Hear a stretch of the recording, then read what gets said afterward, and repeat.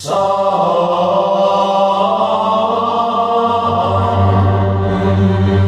ಹುಣ್ಣಿಮೆಯ ದಿನ ಕಾಮದಹನದ ನಂತರ ತಮ್ಮ ಊರುಗಳಿಂದ ಈ ಪಾದಯಾತ್ರೆಯನ್ನು ಪ್ರಾರಂಭಿಸುತ್ತಾರೆ.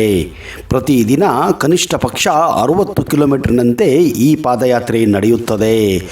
ಕೆಲವರು ಬರಿಗಾಲಿನಿಂದ ನಡೆಯುವ ಹರಕೆ ಹೊತ್ತಿದ್ದರೆ ಇನ್ನು ಕೆಲವರು ಮರಗಾಲು ಕಟ್ಟಿಕೊಂಡು ಕೂಡ ನಡೆಯುತ್ತಾರೆ. ಹೋಗುವಾಗ ನಾನಾ ಸ್ಥಳಗಳಲ್ಲಿ ಇಂಥ ಭಕ್ತರಿಗೆ ಊಟ ಉಪಚಾರ ಔಷಧ ನೀಡುವ ಮೂಲಕ ಬೇರೆಯವರು ಸೇವೆಯನ್ನು ಕೂಡ ಸಲ್ಲಿಸುತ್ತಾರೆ.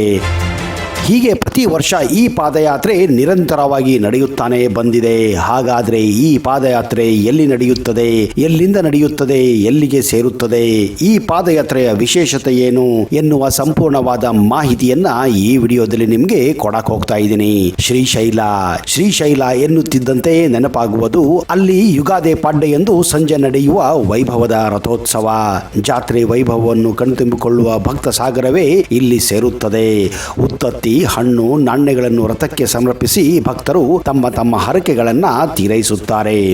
ಉತ್ತರ ಕರ್ನಾಟಕದ ವಿವಿಧ ಭಾಗಗಳ ಸಾವಿರಾರು ಭಕ್ತರು ಪಾದಯಾತ್ರೆಯ ಮೂಲಕ ಬಂದು ರಥೋತ್ಸವದ ಸೊಬಗನ್ನು ಕಣ್ತುಂಬಿಕೊಳ್ಳುತ್ತಾರೆ.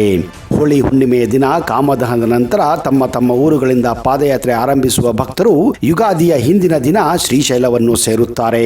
ಪ್ರತಿನಿತ್ಯ ಕನಿಷ್ಠ ಪಕ್ಷ 60 ಕಿಲೋಮೀಟರ್ನಂತೆ 600ಕ್ಕೂ ಹೆಚ್ಚು ಕಿಲೋಮೀಟರ್ ನಡೆದು ಶ್ರೀಶೈಲ ತಲುಪಿ ದೇವರ ದರ್ಶನ ಪಡೆದಾಗ ಉಂಟಾಗುವ ಸಂತೃಪ್ತಿ ವರ್ಣಾತೀತ ಎನ್ನುತ್ತಾರೆ ಅಲ್ಲಿನ ಪಾದಯಾತ್ರಿಗಳು. ಈ ಪಾದಯಾತ್ರೆಯಲ್ಲಿ ಸುಮಾರು 70 ಕಿಲೋಮೀಟರ್ ಕಾಡು ದಾರಿಯಲ್ಲಿಯೇ ನಡೆಯಬೇಕು. ಇಲ್ಲಿ ಕಳ್ಳಕಾಕರ ಭಯ, ಪ್ರಾಣಿ ಪಕ್ಷಿಗಳ ಭಯ ಕೂಡ ಇರುತ್ತದೆ. ಅದಲ್ಲದೆ ದುರ್ಗಮ ಹಾದಿ ಬೇರೆ. ಕೆಲವು ಭಕ್ತರು ಕಂಬಿಗಳನ್ನು ಹೊತ್ತು ನಡೆಯುತ್ತಾರೆ. ಪ್ರತಿದಿನ ಅದಕ್ಕೆ 2 ಬಾರಿ ಪೂಜೆ ನಡೆಯಬೇಕು ಎಂಬ ನಿಯಮ ಕೂಡ ಇರುತ್ತದೆ. ಕೆಲವರು ಬರಿಗಾಲಿನಿಂದ ನಡೆಯುವ ಹರಕೆ ಹೊತ್ತಿದ್ದರೆ ಮತ್ತೆ ಕೆಲವರು ಮರಗಾಲು ಕಟ್ಟಿಕೊಂಡು ನಡೆಯುತ್ತಾರೆ. ಸಾಮಾನ್ಯ ನಡೆಗಿಂತ ಇದು ಇನ್ನೂ ಕಷ್ಟವಾಗಿರುತ್ತದೆ. ಕರ್ನಾಟಕ ದಾಟಿ ಆಂಧ್ರ ಪ್ರದೇಶದ ಕರ್ನೂಲು ದಾಟುತ್ತಿದ್ದಂತೆಯೇ ಬೆಟ್ಟ ಗುಡ್ಡಗಳ ನಡುವೆ ಇದರ ನಡಿಗೆ ಕಠಿಣವಾಗಿರುತ್ತದೆ. ಇಂತಹ ದುರ್ಗಮ ದಾರಿ ತುಳಿದು ಮಲ್ಲಯ್ಯನ ದರ್ಶನ ಅಂದರೆ ಶ್ರೀ ಮಲ್ಲಿಕಾರ್ಜುನ ದರ್ಶನ ಪಡೆದು ರಥೋತ್ಸವದಲ್ಲಿ ಪಾಲ್ಗೊಳ್ಳುತ್ತಿದ್ದಂತೆ ನಡೆದು ಬಂದಂತಹ ಆಯಾಸವೆಲ್ಲ ಮರೆತು ಹೋಗುತ್ತಾರೆ ಎನ್ನುವ ಭಾಸ ಇಲ್ಲಿನ ಭಕ್ತ ಮಂಡಳಿಯಲ್ಲಿದೆ. ಹೀಗೆ ಕರ್ನಾಟಕದ ನಾನಾ ಭಾಗಗಳಿಂದ, ಅದು ವಿಜಯಪುರವೇ ಆಗಿರಲಿ, ಗುಲ್ಬರ್ಗವೇ ಆಗಿರಲಿ, ಹುಬ್ಬಳ್ಳಿ ಧಾರವಾಡವೇ ಆಗಿರಲಿ, ಬಳ್ಳಾರಿಯೇ ಆಗಿರಲಿ, ದಾವಣಗೆರೆಯೇ ಆಗಿರಲಿ, ಹೀಗೆ ನಾನಾ ಪ್ರದೇಶಗಳಿಂದ ಮಲ್ಲಿಕಾರ್ಜುನನ ಭಕ್ತರು ಪಾದಯಾತ್ರೆಯನ್ನ ಪ್ರತಿ ವರ್ಷ ತಪ್ಪದೇ ಕೈಗೊಳ್ಳುತ್ತಾರೆ. ನಿಮಗೊಂದು ಶಾಕಿಂಗ್ ನ್ಯೂಸ್ ಹೇಳ.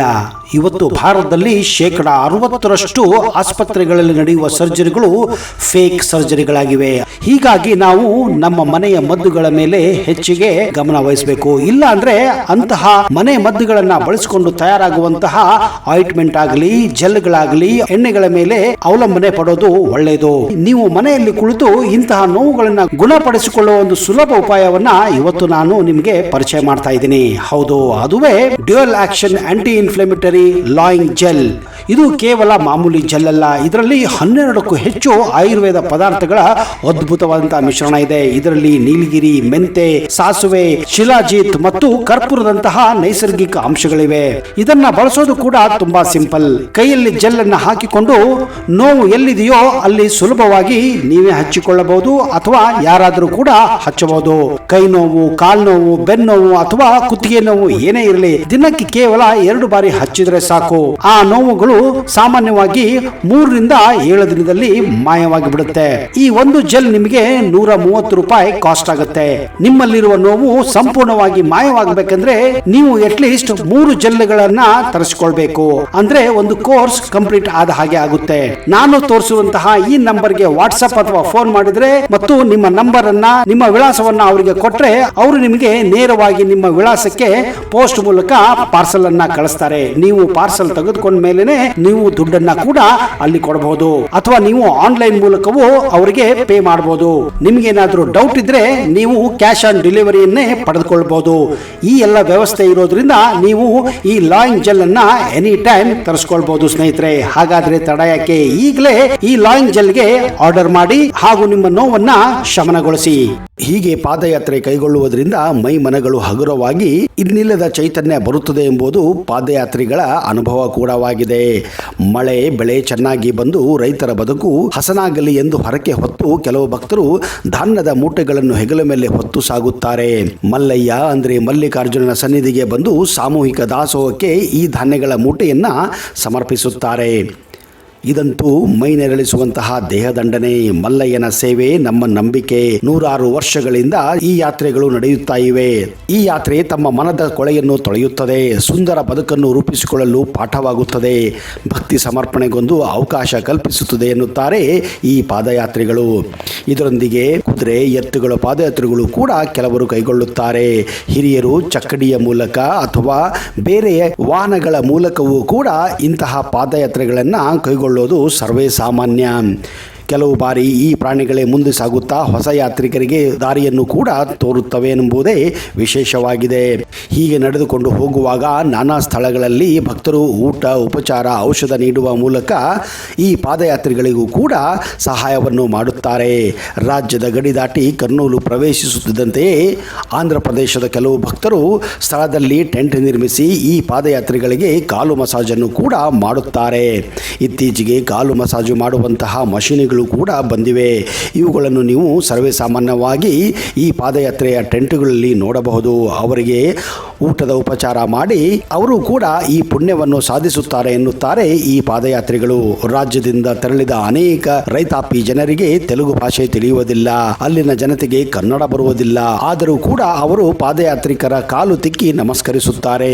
ಈ ಸೇವೆಗೆ ಯಾವ ರೀತಿ ಧನ್ಯವಾದ ಹೇಳಬೇಕೋ ತಿಳಿಯುವುದಿಲ್ಲ ಎಂದು ಭಾವುಕರಾಗುತ್ತಾರೆ ಪಾದಯಾತ್ರಿಗಳು.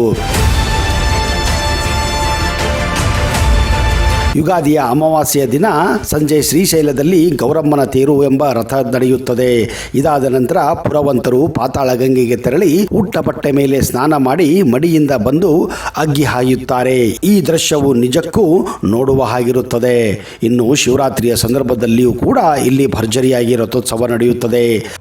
ಶಿವನ 12 ಜ್ಯೋತಿರ್ಲಿಂಗಗಳ ಪೈಕಿ ಎರಡನೆಯ ಹಾಗೂ ಅತಿ ಶ್ರೇಷ್ಠ ಜ್ಯೋತಿರ್ಲಿಂಗ ಹಾಗೂ ಶಕ್ತಿಪೀಠ ಇರುವ ಆ ಪುಣ್ಯಕ್ಷೇತ್ರವೇ ಶ್ರೀಶೈಲ.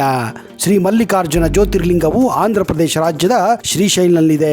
ಇದು ಕರ್ನೂಲು ಜಿಲ್ಲೆಯ ನಲ್ಲಮಲ್ಲ ಹಾಗೂ ದ್ರೋಣಾಚಲ ಬೆಟ್ಟಗಳ ಸಾಲಿನಲ್ಲಿದೆ. ಕೃಷ್ಣಾ ನದಿ ಪಕ್ಕದಲ್ಲಿ ಆಳವಾದ ಕಣಿವೆಯಲ್ಲಿ ಹರಿಯುವುದು. ಇದು ಶೈವರಿಗೂ ಹಾಗೂ ಕನ್ನಡ ನಾಡಿನ ವೀರಶೈವರಿಗೂ ಮುಖ್ಯವಾದಂತಹ ಪುಣ್ಯಕ್ಷೇತ್ರವಾಗಿದೆ. ಇಲ್ಲಿ ಹರಿಯುವ ಕೃಷ್ಣಾ ನದಿಯು ಆಳವಾದ ಕಮರಿನಲ್ಲಿ ಹರಿದು ಬರುವುದರಿಂದ ತುಂಬಾ ರುದ್ರ ರಮಣೀಯವಾಗಿ ಕಾಣುತ್ತದೆ. ಇದನ್ನೇ ಇಲ್ಲಿ ಪಾತಾಳ ಗಂಗೆ ಎಂದು ಕೂಡ ಕರೆಯುತ್ತಾರೆ. ಈ ಕ್ಷೇತ್ರದ ಅಧಿದೇವತೆಗಳು ಶ್ರೀ ಮಲ್ಲಿಕಾರ್ಜುನ ಭ್ರಮರಾಂಬಿಕೆಯರು ಸಮುದ್ರ ಮಟ್ಟದಿಂದ ಸುಮಾರು 5500 ಅಡಿಗಳ ಎತ್ತರದಲ್ಲಿ ಮಲ್ಲಿಕಾರ್ಜುನ ಭ್ರಮರಾಂಬ ದೇವಸ್ಥಾನಗಳಿಂದ ಪ್ರಸಿದ್ಧವಾಗಿವೆ. ಪ್ರಾಚೀನ ಕಾಲದಿಂದಲೂ ಶ್ರೀಶೈಲ ಯಾತ್ರೆಯು ಮೋಕ್ಷದಾಯಕವೆಂದು ಭಕ್ತರಲ್ಲಿ ನಂಬಿಕೆ ಇದೆ. ಉತ್ತರದಲ್ಲಿ ಕಾಶಿಯಂತೆ ದಕ್ಷಿಣದಲ್ಲಿ ಶ್ರೀಶೈಲವು ಪವಿತ್ರವೆಂದು ಭಾರತೀಯರಲ್ಲಿ ನಂಬಿಕೆ ಇದೆ. ಶ್ರೀಶೈಲ ಪರ್ವತದ ಬಗ್ಗೆ ಪೌರಾಣಿಕವಾಗಿ ಅನೇಕ ಕಥೆಗಳು ಪ್ರಚಲಿತವಾಗಿವೆ. ಶಿವನ ಜ್ಯೋತಿರ್ಲಿಂಗ ಮಂದಿರವು ಶ್ರೀಶೈಲದ ದ್ರೋಣಾಚಲ ಬೆಟ್ಟದ ಸಾಲಿನಲ್ಲಿ ಕಲ್ಲು ಬಂಡೆಗಳ ಬೆಟ್ಟದ ಮೇಲಿದೆ. ದೇವಸ್ಥಾನಕ್ಕೆ ಅನೇಕ ಮೆಟ್ಟಿಲುಗಳನ್ನು ಹತ್ತಿ ಇಲ್ಲಿ ಹೋಗಬೇಕಾಗುತ್ತದೆ. 4 ಎತ್ತರದ ಗೋಪುರಗಳಿವೆ.